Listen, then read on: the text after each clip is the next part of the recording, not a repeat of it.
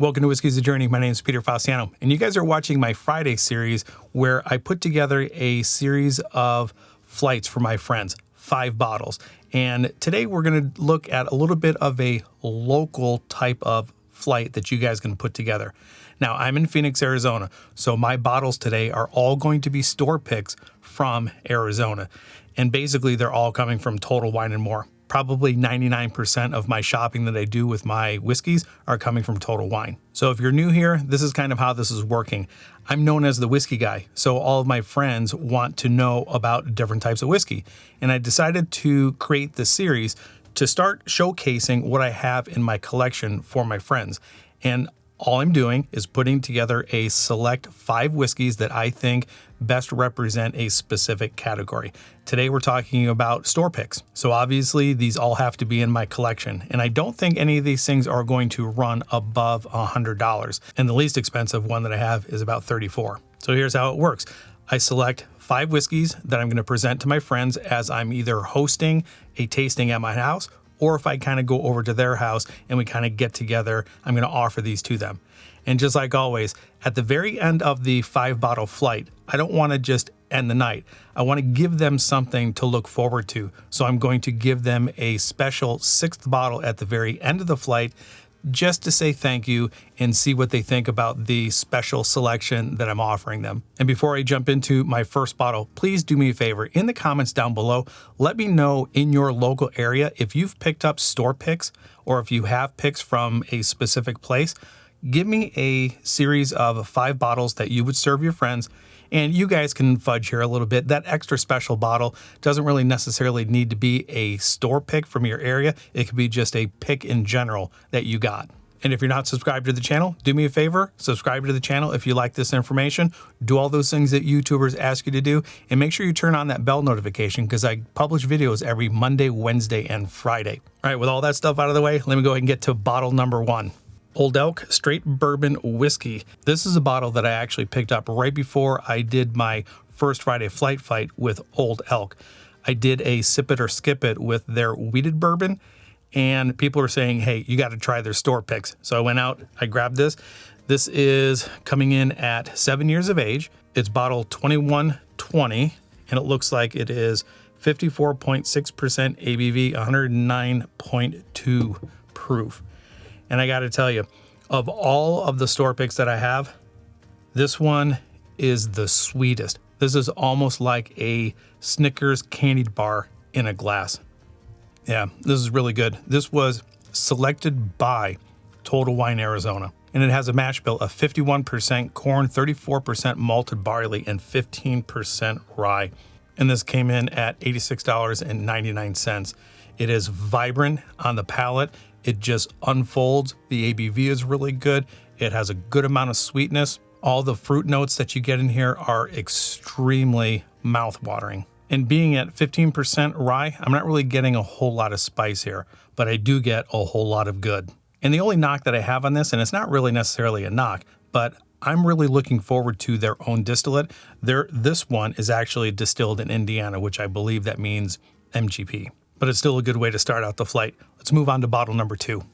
Russell's Reserve Private Barrel Selection. This is selected by Total Wine & More. This is a single barrel. It's coming in at 55% ABV, 110 proof, and this is coming in at 10 years of age. And I do believe this is the Wild Turkey mash bill of 75% corn, 13% rye, and 12% malted barley.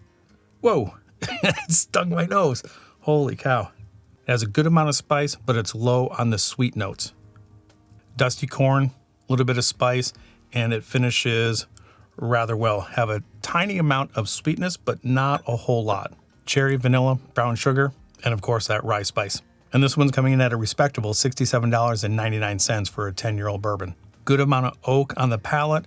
The finish is long. You get a good amount of spice, and underlying all of that, there's a subtle amount of sweetness. Not too much. Definitely not as much as the Old Elk.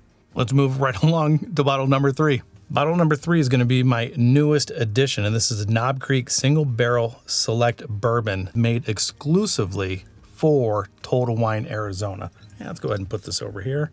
Move these things out of the way. 60% ABV, 120 proof, 9-year-old.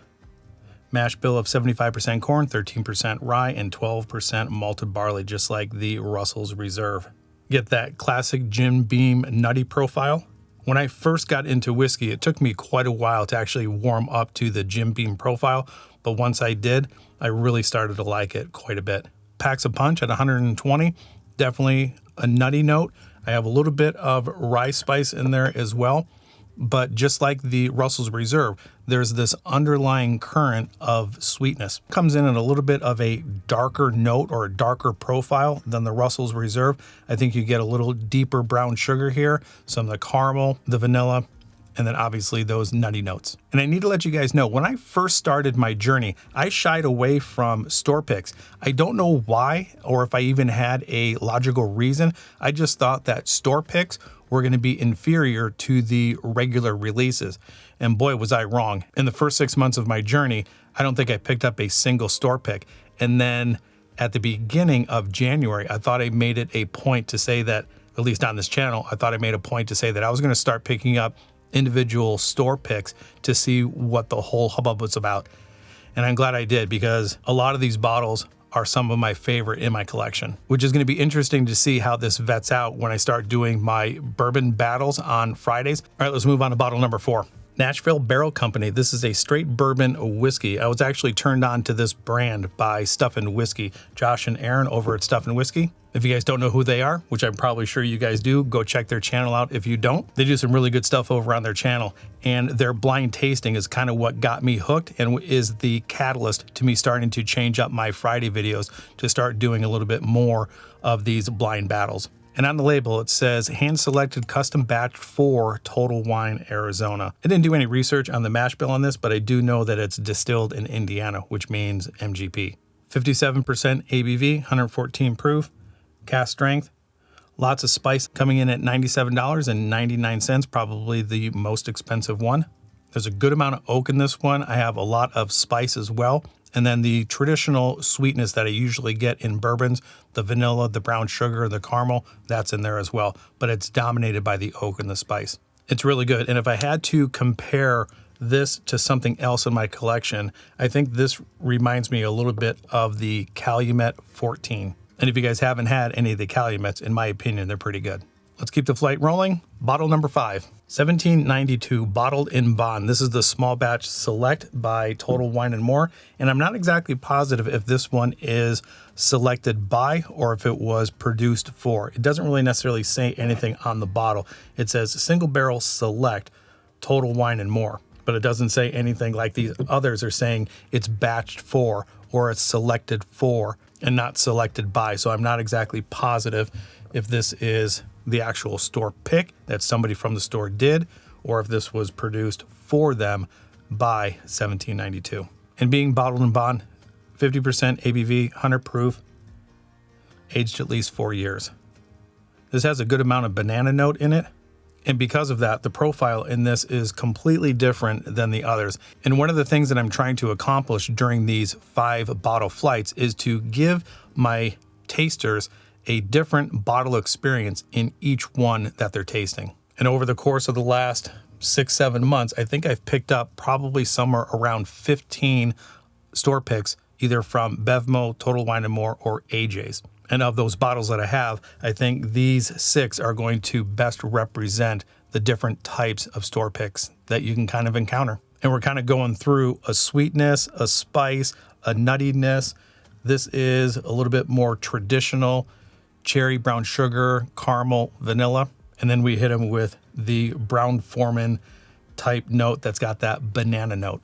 And then we're going to finish this flight off with a wheated bourbon.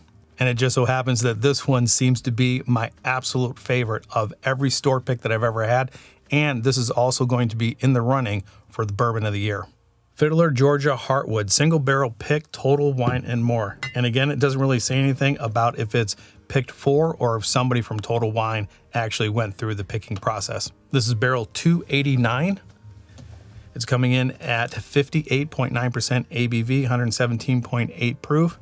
ASW Distillery, I believe, sources from MGP. And from what I researched, the mash bill is 51% corn, 45% wheat, 4% malted barley. And they are finishing this in what does it say, 30 staves.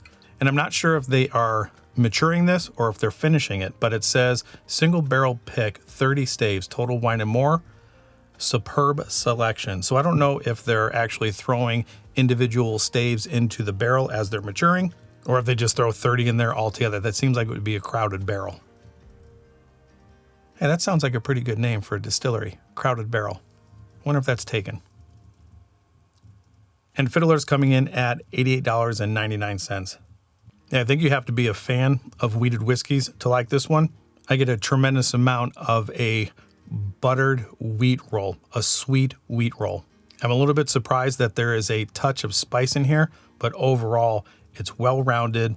Being 58.9% ABV, I don't think it's drinking very hot at all. The finish just goes on for days. And like I just said, I think you really need to be a wheated bourbon fan in order to like this one, because I think this is very wheat forward. So there you guys have it. These are my 6 selections for the 5-bottle flight Friday, with that 6th special bottle at the end. And that's all I have for you guys today. I hope you guys are enjoying your journey. I'm going to enjoy mine just a little bit more with the pours that I have left here. And I will talk to you guys later.